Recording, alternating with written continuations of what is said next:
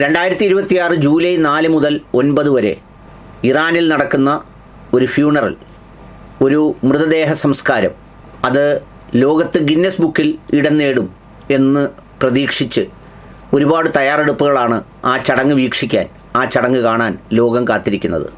അത് മറ്റാരുമല്ല, ഫെബ്രുവരി 26 മധ്യസ്ഥ ചർച്ചയ്ക്ക് ശേഷം 28-ാം തീയതി, അതായത് 27-ാം തീയതി അർദ്ധരാത്രിക്ക് കൊട്ടാരത്തിന് മേലും ഒരു വൃദ്ധനായ മനുഷ്യൻ്റെ മേലും ബോംബ് വർഷിച്ച് കൊലപ്പെടുത്തിയ, ഷഹീദായ ആയത്തുള്ള ഖാംനെയി എന്ന് പറയുന്ന ഭരണാധികാരിയുടെ മൃതദേഹ സംസ്കരണ ചടങ്ങുകളാണ് ജൂലൈ 4 മുതൽ 9 വരെ നടക്കുക. ഉദ്ദേശം 2 കോടി ജനങ്ങൾ ഈ മയ്യത്ത് പരിപാലന സംസ്കരണ ചടങ്ങുകളിൽ പങ്കെടുക്കുമെന്നാണ് സംഘാടകർ പറയുന്നത്. എന്തുകൊണ്ടാണ് അങ്ങനെ പറയുന്നതെന്ന് ചോദിച്ചാൽ, മുൻകാലങ്ങളിലെല്ലാം ഇറാനിൽ ഇത്തരം ഭരണാധികാരികളുടെ മരണങ്ങളൊക്കെയും അല്ലെങ്കിൽ സംസ്കാര ചടങ്ങുകളൊക്കെയും ചരിത്രത്തിൽ ഇടം നേടിയിട്ടുണ്ട്. എന്ന് മാത്രമല്ല, ഗിന്നസ് റെക്കോർഡിൻ്റെ വേൾഡ് റെക്കോർഡ് ഇപ്പോഴും 1989 മരണപ്പെട്ട ആയത്തുള്ള റൂഹുള്ള ഖുമൈനി എന്ന് പറയുന്ന അന്നത്തെ ഇറാൻ്റെ ഭരണാധികാരിയുടേതാണ്. അന്ന് ഉദ്ദേശം ഏതാണ്ട് 10 മില്യൺ ആളുകൾ, 10.2 മില്യൺ, 1 കോടിയോളം ജനങ്ങളാണ് അന്നത്തെ സംസ്കാര ചടങ്ങിൽ പങ്കെടുത്തത്. അത് 1989 ജൂൺ 4 ടെഹ്റാനിലെ മുസല്ല മൈതാനത്ത് മയ്യത്ത് ദർശനത്തിന് വെച്ച ശേഷം ജൂൺ 6 അന്ന് സംസ്കാര ചടങ്ങ് നടന്നത്. ലോക ചരിത്രത്തിലെ ഏറ്റവും വലിയ ജനസഞ്ചയമാണ് അന്ന് കൂടിയതെന്നാണ് ഗിന്നസ് റെക്കോർഡ് പറഞ്ഞത്. അന്ന് ടെഹ്റാനിലേക്ക് ഒഴുകിയെത്തിയ ആളുകളുടെ കയ്യും കണക്കുമില്ലാത്ത വിധമാണ് ജനം ഒഴുകിയെത്തിയത്.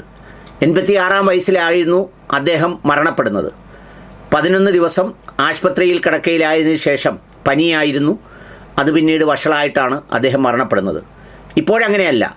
തങ്ങളുടെ എതിരാളികളാൽ ഷഹീദാക്കപ്പെട്ട, വധിക്കപ്പെട്ട, കൊല്ലപ്പെട്ട എന്ന ഒരു പ്രത്യേകത കൂടി ആയത്തുള്ള ഖാംനെയി എന്ന് പറയുന്ന മനുഷ്യനുണ്ട്. എന്ന് മാത്രമല്ല, അതിനുശേഷം നടന്ന യുദ്ധത്തിനെയൊക്കെ അതിജീവിച്ച് വളരെ കരുത്തോടെ എഴുന്നേറ്റ് നിൽക്കുന്നൊരു രാജ്യമെന്നുള്ള നിലയിൽ അതിൻ്റെ പ്രൗഢിയും അതിൻ്റെ പ്രത്യേകതയും കാണിക്കപ്പെടുമെന്നാണ് വിശ്വസിക്കുന്നത്. അന്നത്തെ ഈ മൃതദേഹം മുന്നോട്ട് കൊണ്ടുപോകുമ്പോൾ, അതായത് ആയത്തുള്ള റൂഹുള്ള ഖുമൈനിയുടെ മൃതദേഹം മുന്നോട്ട് കൊണ്ടുപോകുമ്പോൾ അദ്ദേഹത്തിൻ്റെ കഫൻ പൊതിയുന്ന തുണിയിൽ നിന്ന് ആളുകൾ കഷ്ണങ്ങളിങ്ങനെ കീറി എടുക്കാൻ തുടങ്ങി. മയ്യത്ത് ചരിയുന്ന സ്ഥിതിവിശേഷത്തിലേക്ക് വന്നു. ഒടുവിൽ IRGC-ക്കാർ ആ മയ്യത്തിനെ ഹെലികോപ്റ്ററിൽ ലിഫ്റ്റ് ചെയ്ത് തിരികെ വാങ്ങിയാണ് ഈ പറയുന്ന മയ്യത്ത് കബറടക്കുന്ന സ്ഥലങ്ങളിലേക്ക് എത്തിയത്. അന്ന് ഏതാണ്ട് 8,000-ഓളം ആളുകൾക്കാണ് ശ്വാസം മുട്ടലും അതുപോലെ തന്നെ പരിക്കേൽക്കുകയും ഹൃദയാഘാതമുണ്ടാവുകയും ഒക്കെ ചെയ്തത്. വ്യാപകമായി അന്ന് പരിക്കുകളുണ്ടായി.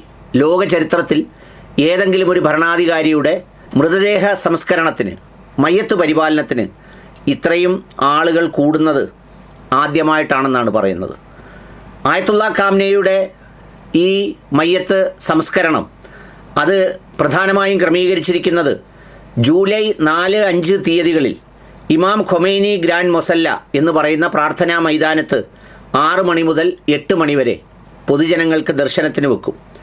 പിന്നീട് ജൂലൈ 6 ടെഹ്റാൻ നഗരത്തിൽ വെച്ച് ലക്ഷക്കണക്കിന് ആളുകൾ പങ്കെടുക്കുന്ന പ്രധാന വിലാപയാത്ര നടക്കും. ഇത് പ്ലാൻ ചെയ്യുന്ന സംവിധാനത്തിൻ്റെ കണക്ക് പ്രകാരം ഇത് 24 മണിക്കൂർ നീണ്ടു നിൽക്കും എന്നാണ് പറയുന്നത്.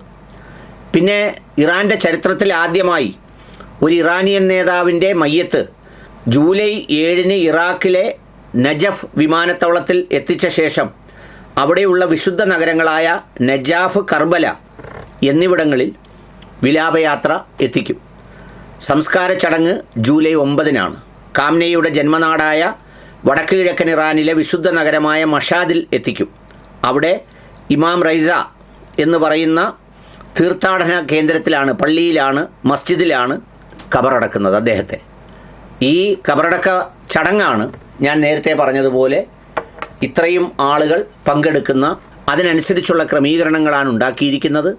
പിന്നെ ഇതിലൊരു വലിയ ഒരു പ്രത്യേകതയുള്ളത്, പലപ്പോഴും അവിടെ സ്ത്രീകളെ പുറത്തിറക്കില്ല, സ്ത്രീകളെ കാണിക്കില്ല, സ്ത്രീകളെ അങ്ങനെ ചെയ്യില്ല, മയ്യത്ത് പിന്നെ പൊതുചടങ്ങുകളിൽ ഇറങ്ങുന്നതിനെന്നൊക്കെ പറയുമ്പോഴും ഒരുപക്ഷെ ഏറ്റവും കൂടുതൽ സ്ത്രീകൾ ലോകത്തേതെങ്കിലും ഒരു മയ്യത്ത് സംസ്കരണ പരിപാടിക്ക്, ഖബറടക്കത്തിന്, പങ്കെടുക്കുന്നതും ഈ ചടങ്ങ് തന്നെയായിരിക്കും എന്നതാണ് അതിൻ്റെ ഒരു പ്രത്യേകത.